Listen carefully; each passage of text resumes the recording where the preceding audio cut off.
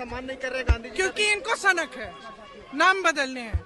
पता नहीं क्यों जी राम जी नाम आ गया तो ये भड़क गए। महात्मा गांधी स्वयं राम राज्य की स्थापना की बात करते थे।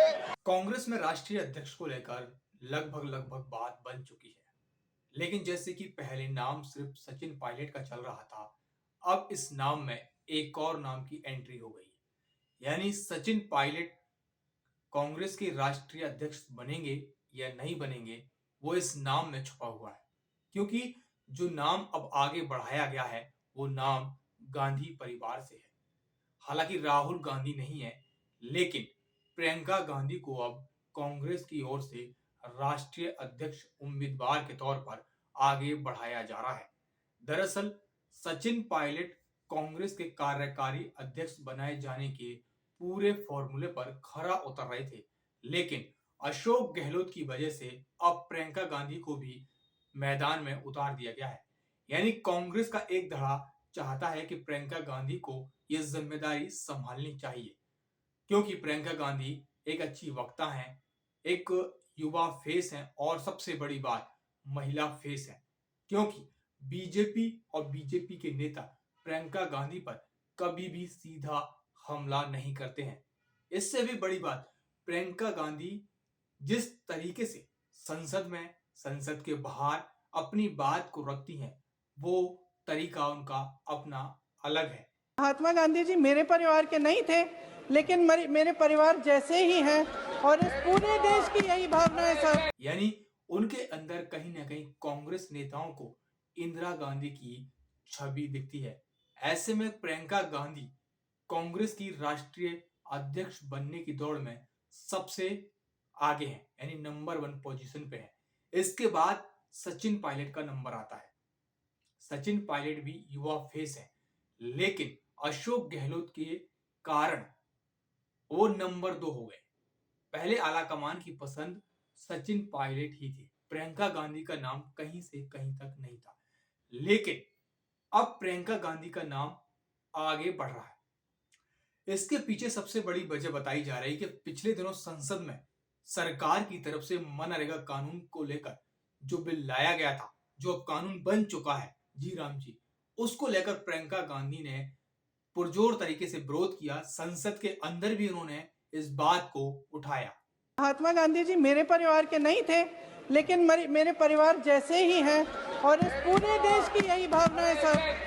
नो, वेरी गुड सर, इस पूरे देश की यही भावना है। नो, हमारे दिलों में बसते हैं, उनका हम पूरा सम्मान करते हैं। और बापू ही कहते थे राम राज, राम हमारे रोम रोम में रमे हैं, राम हमारी हर सांस में बसे हैं। बिना राम के ये देश नहीं जाना जाता। पता नहीं क्यों जी राम जी नाम आ गया तो ये भड़क गए। महात्मा गांधी स्वयं राम राज्य की स्थापना की बात करते थे और उनके अंतिम शब्द भी हे राम थे। बापूजी का पूरा सम्मान करते हुए संसद के बाहर भी प्रियंका गांधी ने विपक्षी नेताओं को साथ लेकर बड़ा हमला सरकार पर बोला। इस दौरान प्रियंका गांधी ने कहा, सरकार की मंशा है मनरेगा को खत्म करना, ताकि लोगों को बेरोजगार किया जा सके। ये है, नाम बदलने का बहाना है। सच्चाई ये है कि ये पूरी योजना खत्म करना चाहते हैं। जो अधिकार दिया था, कानूनी अधिकार रोजगार का, उसको खत्म करना चाहते हैं। कि इनको सनक है, नाम बदलने हैं, और नाम बदलने के लिए बहुत पैसे लगते हैं, बहुत पूंजी जाती है। ऐसे नहीं है कि नाम बदल दिया। इन तमाम बातों के बाद अब कांग्रेस चाहती है कि प्रियंका गांधी राष्ट्रीय अध्यक्ष की कमान संभाले। अगर ऐसा होता है तो सचिन पायलट भी कुछ नहीं बोलेंगे, क्योंकि और वो प्रियंका गांधी थी जिन्होंने सचिन पायलट की कांग्रेस में फिर से नए पद पर नई उम्मीदों के साथ वापसी कराई। उन्हें महासचिव बनाया गया, ये प्रियंका गांधी चाहती थी। अब ऐसे में अगर प्रियंका गांधी कांग्रेस की राष्ट्रीय अध्यक्ष बनती हैं तो सचिन पायलट इसमें कहीं भी अड़ंगा या कहीं भी उनका विरोध देखने को नहीं मिलेगा। तो क्या ये मान लिया जाए कि प्रियंका गांधी कांग्रेस की राष्ट्रीय अध्यक्ष बनने वाली हैं? क्योंकि अब नाम सिर्फ 2 है, सचिन पायलट और प्रियंका गांधी, और प्रियंका गांधी का पलड़ा इस वक्त भारी लग रहा है। हालांकि पहले अशोक गहलोत की भी चर्चा थी कि वो राष्ट्रीय अध्यक्ष बन सकते हैं, क्योंकि अनुभवी हैं और राजनीति का एक बड़ा अध्याय उनके साथ जुड़ा हुआ है। वो उस जमाने से राजनीति कर रहे हैं जब इंदिरा गांधी, राजीव गांधी राजनीति में थे। सोनिया गांधी को उन्होंने काफी सपोर्ट किया है। ऐसे में सोनिया गांधी भी चाहेंगी कि अशोक गहलोत कांग्रेस के राष्ट्रीय अध्यक्ष बने, लेकिन अब उनका नाम साइडलाइन हो गया है और उनकी जगह प्रियंका गांधी का नाम आगे बढ़ा दिया गया। इसके पीछे की वजह है, अगर अशोक गहलोत का नाम आगे होता तो सचिन पायलट के समर्थक या सचिन पायलट को जो नेता समर्थन करते हैं वो अशोक गहलोत का विरोध करते हैं, क्योंकि अशोक गहलोत अब राजनीति से इतर मार्गदर्शक मंडल वाले चेहरे हैं, क्योंकि उनकी रणनीति कहीं ना कहीं अमित शाह की तरह होती है। तो ऐसे में कांग्रेस अशोक गहलोत को रणनीतिकार के तौर पर इस्तेमाल कर सकती है, क्योंकि अशोक गहलोत को राजनीति का जादूगर कहा जाता है, वो ऐसे ही नहीं कहा जाता।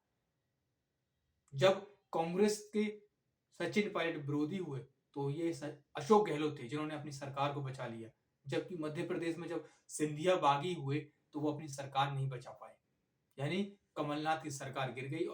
हालांकि अभी लोग ये भी सोच रहे हैं कि सचिन पायलट बन सकते हैं अगर प्रियंका गांधी चाहें तो, लेकिन प्रियंका गांधी शायद ही है कि वो ऐसा चाहें। अब देखना होगा कांग्रेस कब तक अपना नया राष्ट्रीय अध्यक्ष घोषित करती है। राष्ट्रीय अध्यक्ष बनाया जाएगा या कार्यकारी राष्ट्रीय अध्यक्ष, ये देखने वाली बात होगी, क्योंकि बीजेपी ने जिस तरह से नितिन नवीन को कार्यकारी अध्यक्ष बनाया है उसी को लेकर कांग्रेस भी चाहेगी कि पहले उसको कार्यकारी अध्यक्ष बनाया जाए, फिर उसको फुल प्रूफ अध्यक्ष बनाया जाए। अब देखना होगा सचिन पायलट बनते हैं या प्रियंका गांधी, जो भी बने। कांग्रेस के बड़े नेताओं की दोनों ही पसंद है और पायलट को भी हो सकता है कि प्रियंका गांधी के बनने से एक अलग ही तरह का मौका मिले, क्योंकि वो राजस्थान की राजनीति में एक्टिव है, तो उस हिसाब से वहां वो पीसीसी की कमान संभाल सकते हैं और आने वाले चुनाव में 2028 में सीएम के फेस भी सचिन पायलट हो सकते हैं। तो इसमें एक बड़ी बात नहीं है, अगर सचिन पायलट नहीं बनते हैं तो उनके लिए राजस्थान की जिम्मेदारी पूरी तरीके से तय है और राजस्थान की युवा भी यही चाहते हैं कि सचिन पायलट राजस्थान में ही रहे, क्योंकि आने वाला सीएम का फेस सचिन पायलट को राजस्थान का युवा देखता है और राजस्थान के कई बड़े नेता भी देखते हैं। अब ऐसे में देखना होगा राजस्थान या कहें कि कांग्रेस के राष्ट्रीय अध्यक्ष के तौर पर कांग्रेस हाईकमान किसको मौका देती है। महात्मा गांधी जी मेरे परिवार के नहीं थे, लेकिन मेरे परिवार जैसे ही हैं और इस पूरे देश की यही भावना है सर, इस पूरे देश की यही भावना है। हमारे दिलों में बसते हैं, उनका हम पूरा सम्मान करते हैं। और बापू ही कहते थे राम राज, राम हमारे रोम रोम में रमे हैं, राम हमारी हर सांस में बसे हैं, बिना राम के ये देश नहीं जाना जाता। पता नहीं क्यों जी राम जी नाम आ गया तो ये भड़क गए। महात्मा गांधी स्वयं राम राज्य की स्थापना की बात करते थे और उनके अंतिम शब्द भी हे राम थे। बापू जी का पूरा सम्मान करते हुए